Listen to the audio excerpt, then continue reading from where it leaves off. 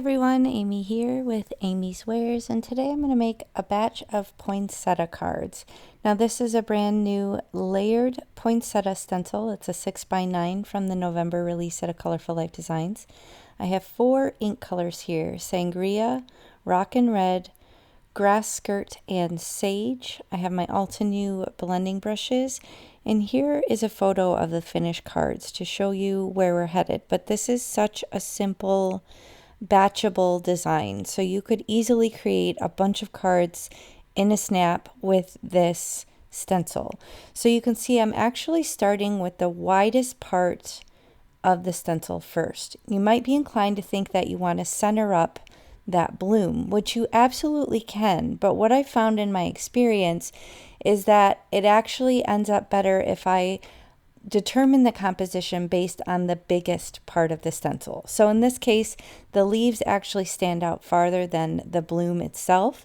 So I'm actually going to line those up in my composition on the card where I want those and start there, just because that way, if things are overhanging, I'll have control over where they're overhanging versus just kind of having to let it go where it's supposed to go after I start with the bloom. So I hope that makes sense.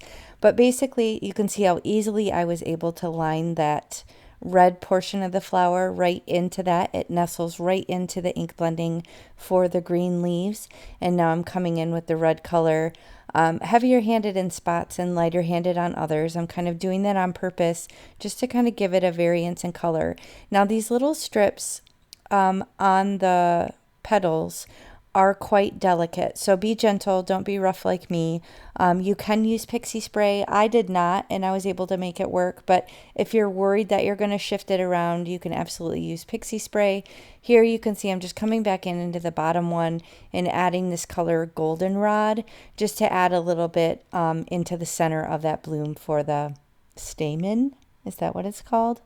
Let me know in the comments. Whatever the little thingamabobbers are in the middle of the bloom. I don't know. I think it's stamen. Anyway, so you can see I did 3 of those, lickety split, and now I'm just going to pick some sentiments to go on them. Now these are storage boxes from Tailored Expressions. They're super cool. They have a whole line, obviously, of simple strips with their coordinating dies and stamps, which are genius, but I also use them for other companies that have sentiments like strips, just because I absolutely love those storage boxes. So I picked a couple from each, or maybe they were all from the Ellen Hudson one, I'm not sure. But I'm putting them down with some thin foam strips. I get those from Amazon.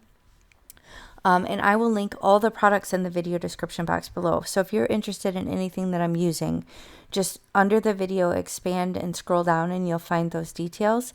Now, if you shop for anything at a Colorful Life Designs, including this bling, you can use my coupon AMYFAN10 and save on your complete order.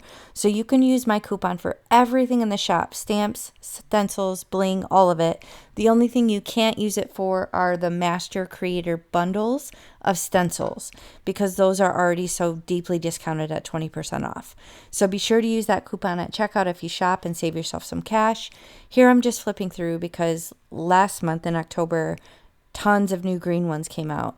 I decided to go with Opalescent Sprout and I think something metallic chameleon. Those are the 2 different colors I used between these 3 cards. And then I have those stark black with white heat embossing sentiments just to kind of pop off the design. And there's 3 more cards for my batch.